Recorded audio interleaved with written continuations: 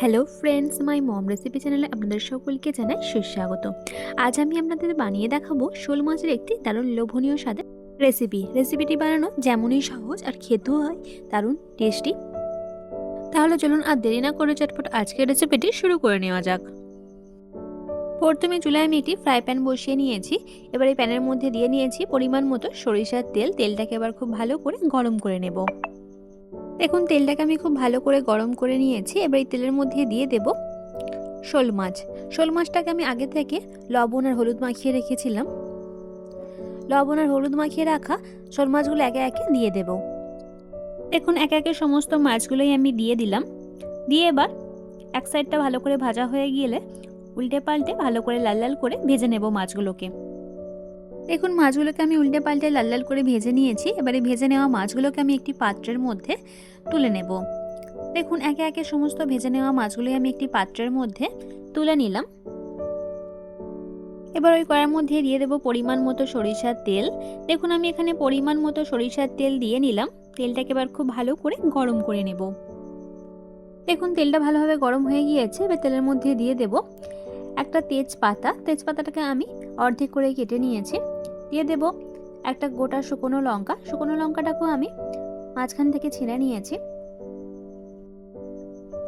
এবার দিয়ে দেব 2-3 টুকরো দারচিনি। দিয়ে এবার কয়েক সেকেন্ড ভালো করে নাড়াচাড়া করে ভেজে নেব। কয়েক সেকেন্ড ভেজে নিয়েছি খুব ভালো করে। এবার দিয়ে দেব পেঁয়াজ কুচি। আমি এখানে 3টে মিডিয়াম সাইজের পেঁয়াজ ব্যবহার করেছি। দেখুন সমস্ত পেঁয়াজ কুচিগুলো আমি দিয়ে দিলাম।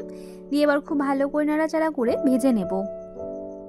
দেখুন পেঁয়াজটাকে আমি কিছুক্ষণ ভালো করে নাড়াচাড়া করে ভেজে নিয়েছি। এবার দিয়ে দেব টমেটো কুচি। আমি এখানে একটা বড় সাইজের টমেটো ব্যবহার করেছি। দেখুন সমস্ত টমেটো কুচিগুলো দিয়ে নেওয়ার পর দিয়ে দেব লবণ। এখানে পরিমাণ মতো লবণ দিয়ে নিলাম। লবণটা দিয়ে ভাজার কারণে কিন্তু দেখবেন টমেটোটা খুব তাড়াতাড়ি সফট হয়ে আসবে। লবণটা দিয়ে নেওয়ার পর এবার খুব ভালো করে নাড়াচাড়া করে ভেজে নেব। দেখুন টমেটোটা অনেকটাই সফট হয়ে এসেছে। এবার দিয়ে দেব আদা রসুন বাটা। আমি এখানে 1 টেবিল চামচ আদা রসুন বাটা ব্যবহার করলাম। আদা রসুনটা দিয়ে নেওয়ার পর খুব ভালো করে নাড়াচাড়া করে কষিয়ে নেব।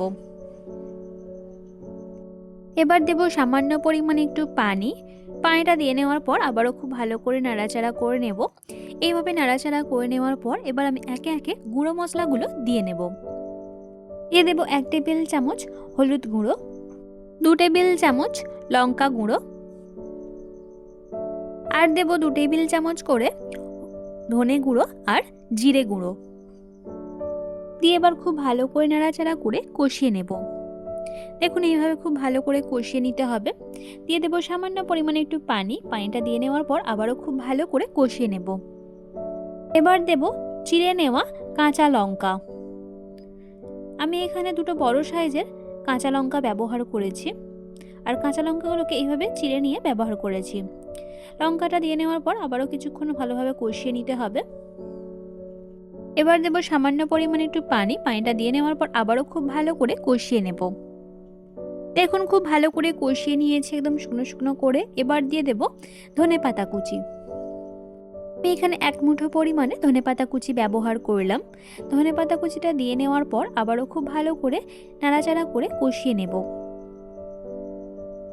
দেখুন খুব ভালো করে একদম শুকনো শুকনো করে কষিয়ে নিয়েছি।